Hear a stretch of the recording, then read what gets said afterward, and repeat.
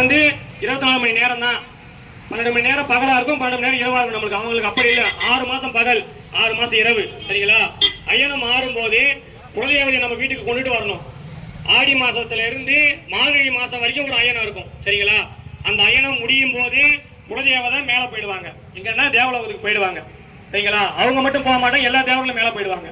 திரும்ப நம்ம பொங்கல் குலதெய்வ கோயிலுக்கு போயிட்டு பொங்கல் வச்சு வெத்தலை பாக்க வாழைப்பழம் தேங்காய் உடைச்சி எலுமிச்சை மரத்தோட அந்த ஒரு குலதெய்வ வீட்டுல இருந்து கரெக்டா நம்ம பூஜை பண்ணோம்னா ஏவல் என்ன அவன் கூப்பிட மாட்டான்றான், என்ன அவன் கூடிய மாட்டான்றான், என்ன அவன் பூஜையே பண்ணிடுறீ, என்ன அவன் கூப்பிடவே மாட்டான்றான். நீ யார் உள்ள வர்றது?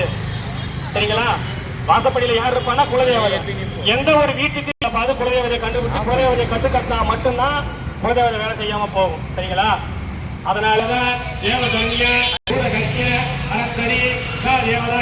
यजमान्य राजसिद्ध योग ऐश्वर्य राजसिद्ध देवदाय यजमान्य मूर्ति कुटुंब आरोग्य अष्ट ऐश्वर्य